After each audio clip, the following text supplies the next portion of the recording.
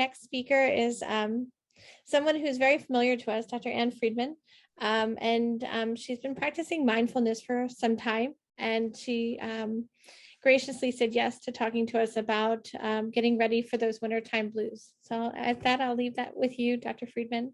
Absolutely. Can everybody hear me? I hope. I'm going to share my screen. I'm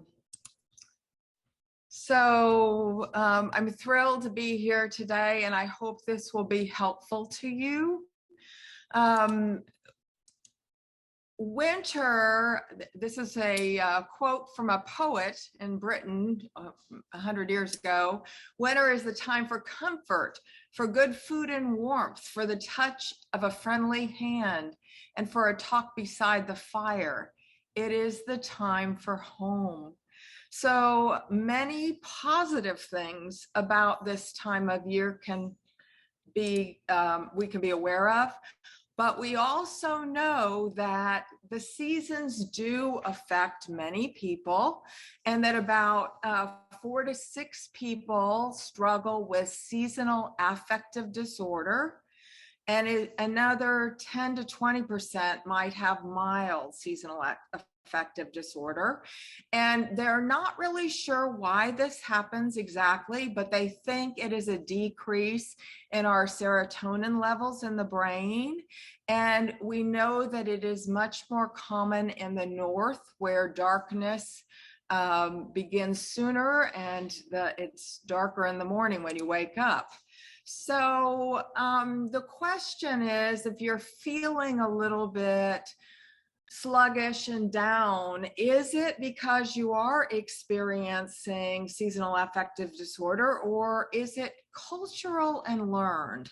So your sadness could be biochemical, but many of us have gotten messages, or maybe we experienced when we were younger, like, yuck, wintertime, cold, miserable, dark. I just feel I don't like it. And those feelings have persisted. And I'm going to invite you in this one to begin to question that a bit. So how do you know if what you're feeling is normal versus something that's a little bit more serious? It is absolutely normal when the holidays come for us to have sadness over loved ones that aren't there anymore with us. So we live in this culture that keeps suggesting that we need to be happy all the time. And if you look at Facebook, everybody's happy, right? Or Instagram, everybody's happy. And yet it's not true. We are human, and we are going to go through ups and downs of some days being bright, cheerful, and ready to roll, and some days kind of feeling sluggish and dull or sad. And that doesn't mean you're depressed. It just means you're sad. There's a big difference there. Our culture also wants to immediately say it's depression, which oftentimes it's not. It's just normal sadness. For some, darkness equates to fear. There's, feelings of even lasting feelings from childhood of, the goblins in the dark that you imagined or something. Mild trouble sleeping is normal, or some lack of motivation. When it gets dark at 5 and 6 o'clock, we don't really feel like, going out and meeting friends for dinner. Most of us kind of want to curl up and stay at home, and that's okay. Nature is seasonal for a reason. If you are having consistent sadness or depression, feelings of hopelessness, worthlessness, or suicidal thoughts, frequent insomnia or appetite problems, losing interest in activities, or basic things that you usually enjoy are no longer enjoyable, you might want to go talk to somebody about seasonal affective disorder. And one of the things that they do recommend is getting one of the lights for seasonal affective disorder and putting it on your desk or somewhere where you're getting a brighter, almost sunlight type effect. So if you're not having that, but just sort of sluggish and just, not the energy, I'm going to suggest that winter is given to us, just like it is to all of nature, as a time to reflect and perhaps to do less, to increase the stillness, to rest a little bit more. So over the holidays, for example, when we were off work, my family was really sleeping in longer hours, sometimes 10 hours a night. The kids were, sleeping, and that's great. There's nothing wrong with that when we're not at work or school. And being a little less productive. It's a time of restoration. Lots of animals, we mostly hear about bears, but use this period to rejuvenate. And I'm going to talk to you about how you might do that in this session. One of the things that we can do is a practice of watching the darkness falling. And instead of looking at it like, oh, it's getting dark out already, instead watch the play of the light. And you can do this with your child. It can be a very soothing, settling experience to the limbic system of the brain to just sit there and say, what do the leaves look like now? What are you noticing now with shadows and light? What are you noticing now with the sky? What are you noticing with, the yard? And just being present. So I teach mindfulness full time. I am a psychologist and did neuropsychology for my postdoc, but I teach mindfulness, which is being used with many, many things all over now. Illnesses, the US military, the Veterans Administration for PTSD, because we know that when we come to the present moment and just get curious about it, instead of reacting to it, that it settles and quiets us. The side effect is stress reduction. And also, when we create our own stressful thinking, like, what's wrong with me? I just am not as productive. Yeah, you're just not as productive right now. It's okay. We don't have to be productive all the time. That's not what we were created to be, human beings, not human doings. So to lighten up. And when you hear yourself, what's wrong with me? I shouldn't be sleeping so much. No, it's okay to let go. This is a season of more rest for us as human beings. When we have those negative thoughts, it actually throws us out of our zone of well-being. So we end up having, getting edgy and anxious and like, I've got to get going. I've got to do something. What's wrong with me? Or we just get like worse, like, oh, well, it's hopeless. I can't get the energy going. Forget it. And what we're using is mindfulness to get back into our zones of well-being. Because when we step out of that, many times we are going to go to something that's not so healthy: overeating, using drugs, alcohol, prescription, surfing the net, gambling, all sorts of things that aren't healthy. And what we want to do instead are use the practices that I'm going to be working with you on now to bring you back into the moment. So Carl Rogers, a very famous psychologist who is not with us any longer, said years ago, the curious paradox is that when I accept myself just as I am, then I can change.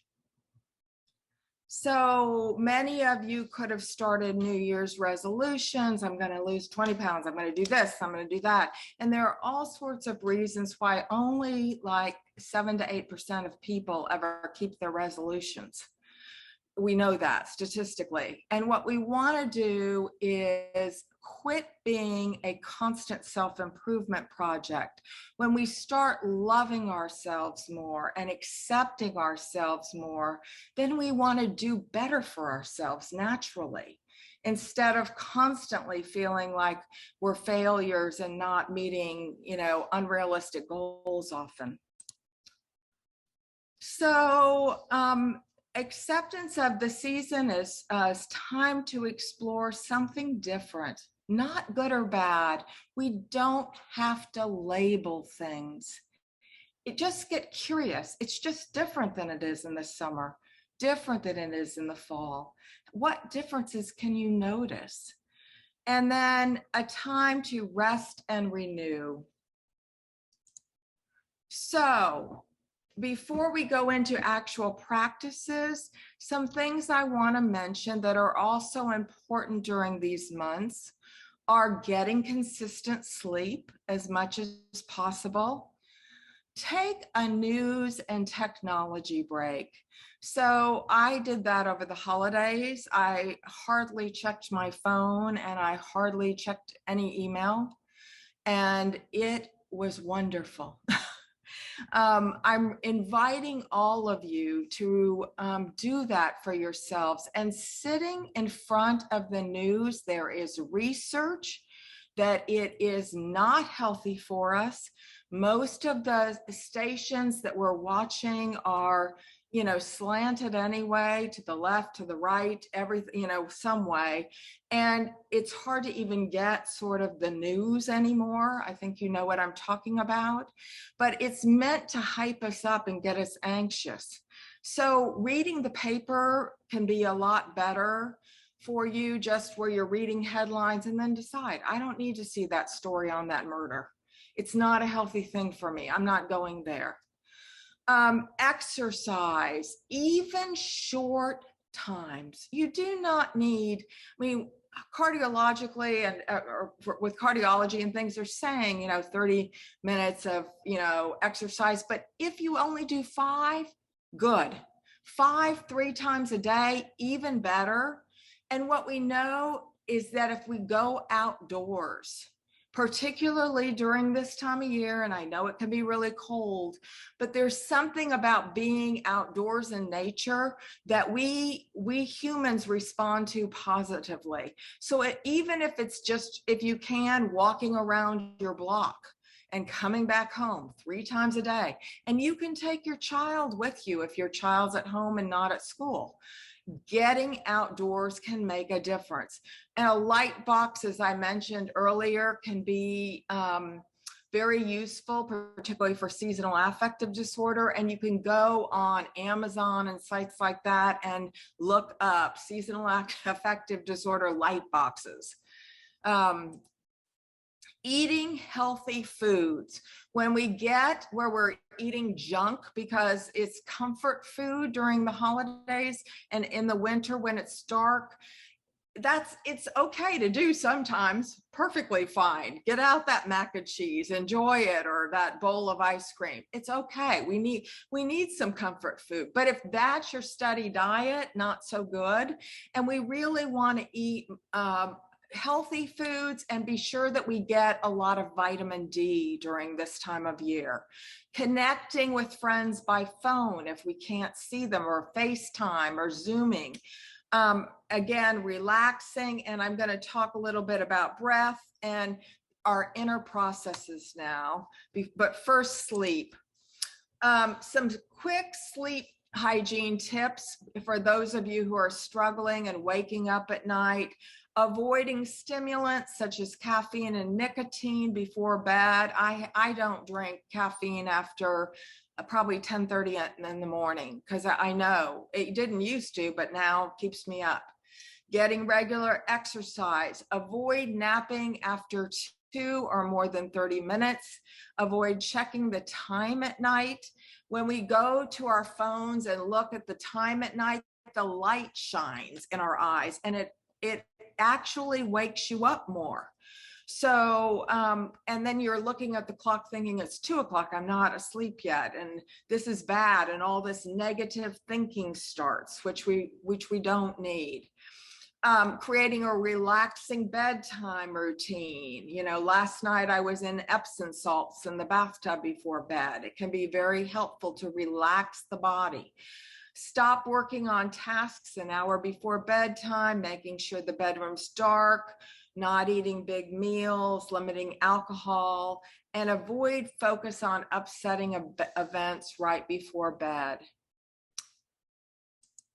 So Dr. Higdon mentioned the vagus nerve, and that this is something that we want to activate. So our sympathetic nerve system is in our limbic system of the brain, which is our fight, flight, freeze safety that we need to keep us safe. But what we want to do with mindfulness, and this is particularly true if you're having sleep issues, is activate the opposite system of rest and digest. So you activate that. You can do it through many ways, but one of the quickest ways to activate it is through our breath. And as I talked the last time I spoke at Sturge Weber, there is some research now coming on with breath being deep, breathing being helpful for seizures. So it's very preliminary, not conclusive, but as Dr. Higdon says, activating this parasympathetic nervous system, our vagus nerve is where it is, can be really helpful, whether you have Sturge Weber or not. It's helpful for everybody on this planet. In fact, the last time my husband was at the doctor's office, his doctor said, you know, the nurse said, your blood pressure's a little high, do some deep breathing, and it went down. So let's do some right now.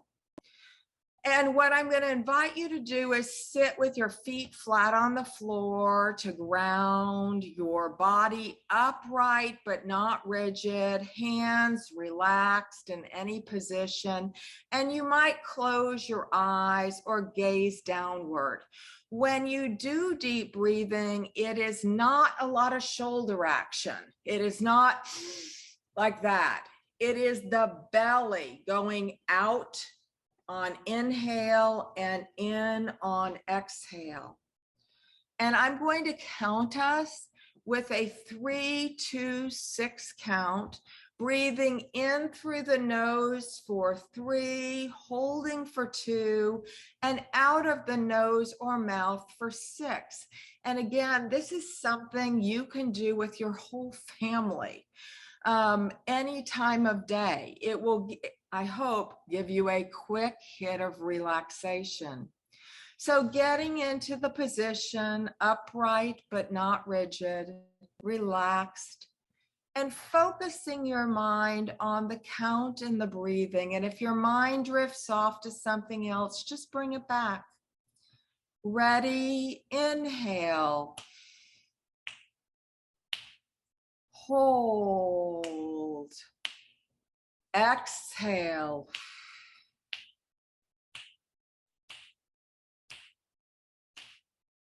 Inhale. Hold. Exhale.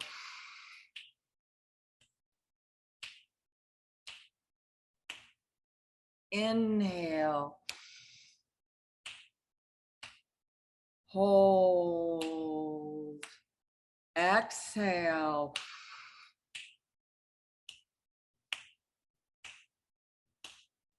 Inhale. Hold. Exhale.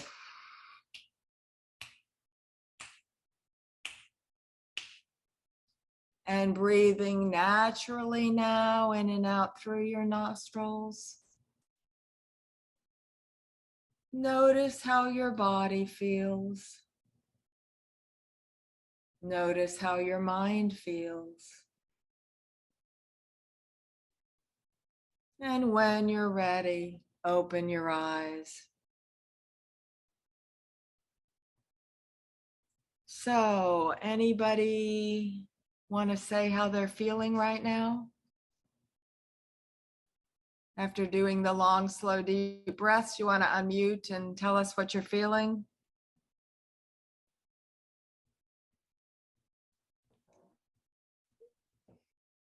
Well, Anne, I can tell you I feel more relaxed than I did before. So Good, thanks Julia. a lot. Good. Anybody else? Okay, well, it's a practice you can do any time of day. Did you want to say something, Agnes? No. I'm sorry. I thought I saw a hand. No. Okay. And now inviting you to also think about what helps you remember who you are. And by that I mean what helps you connect with your deepest self. So for many of us, we can have images of a person, a place, or a pet that when we think about it, and a memory where we felt safe and happy literally calms the limbic system of your brain. Just like thoughts of, oh my gosh, I have to do this, and this is going to be a disaster, and all of that activate and create tension in your whole body. The opposite of that, thoughts that really make you connect with who you are, the things that are most important to you, can help calm you. So some of those things for many people are spending time in nature, meditating, dancing, slowing down, getting in touch with their body. Some people do yoga, being with children and play, being with a loved one or a friend, walking, reading spiritual books, connecting to breath, being in the mountains, being in the ocean, seeing trees. It can be many different things. So what I'm going to invite you right now to do, and again, this is something you can do with your child to calm and to feel better, is to close your eyes and bring to mind a memory. Maybe you're walking on a beach. Maybe you're laughing in playing in a swimming pool, or sitting watching a movie all cuddled up. Maybe you're petting your dog. Any memory, a cat purring, that you can bring fully to mind.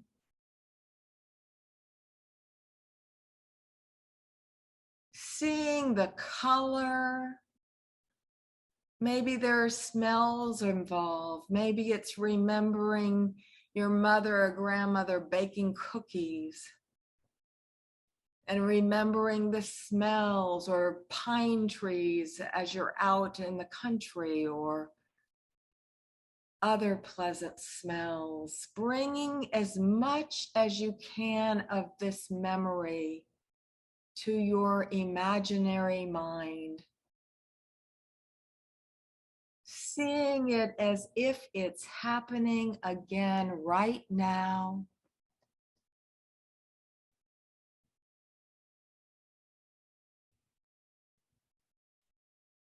And notice as you're visualizing this time with a person, pet, or place, how you feel in your body and mind.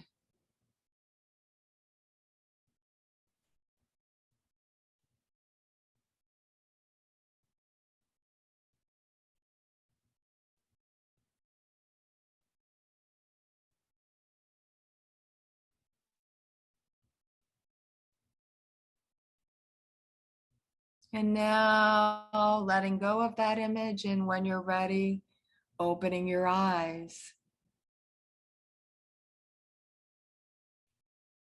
So does anyone want to share what they experienced?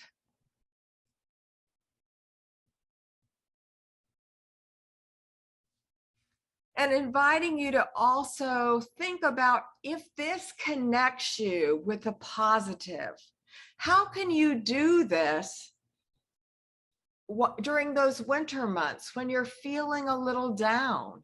Like if you feel good just dancing around your house, put on music and dance around your house with your kids. If you feel good, with nature, make sure you do that walk outdoors. Maybe, playing fun games at home, or, reading your Bible, your Quran, whatever it is that helps you, spending more time with that, but really figuring out, what is it that helps me connect with the positive when I feel my best, when I feel really connected, doing more of that. And then also noticing what makes you feel disconnected. What's pulling you away? Relationship dynamics that you need to work on, or family differences, news, technology, beliefs that you have that you're stuck on. If you can identify those things, then when you're going down that rabbit hole and feeling a little bit, more down because, I'm thinking, if only this would happen, then everything would be all right. No, there's no if only anything would happen, then everything would be all right. Life is just a flow. And what we're learning to do in mindfulness is be with that which we cannot change, with openness and curiosity. Because if we don't do that, we're going to suffer. When we keep saying, why, there are no answers. And it just makes us get out of our zone of well-being. And then, what lessons might you have learned from last year that can be guidelines for you during this year? So we moved last year, and I had to move my office and my house. And I now am really clear that less is more. I do not want to have to take care of things. I'm not buying things anymore. And I'm telling people when they want to give me a gift to make a donation somewhere, because I don't want things. I know now that lesson, that they just take my time, and I don't want to spend time on that. So I'm really bringing that lesson into my life now fully. But what are some lessons that you learned last year? Reflecting on your year and seeing if you can identify what you need to do. More self-care, maybe. When I take care of myself, I do better with others. That's true for all of us. I'm good enough. I'm good enough is a great lesson to get there. What's done is enough, or I'm doing the best I can. And finally, we also want to identify our needs so that we can ask people. So many of us have never learned how to ask for our needs to be met. So, I'm needing more clarity. I'm needing more communication. Could you explain to me so I can understand? Almost always when we're having trouble with someone, it's because a need is not being met. And if we can learn how to speak the language of needs, and I'm happy to send Julia this list. I think I've sent it before, even just have this slide presentation for you to be able to look at later. It's fine.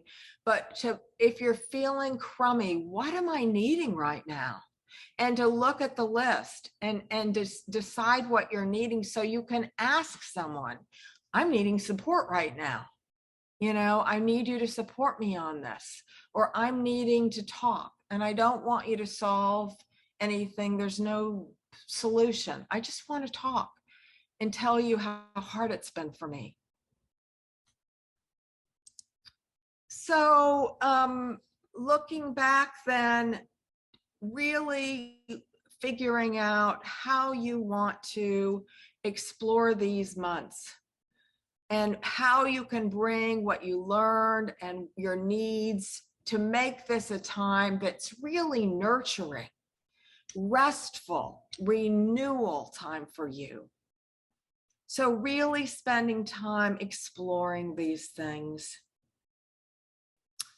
So that is my presentation for today. And any questions? Dr. Friedman, thank you so much. Does anyone have any questions or comments?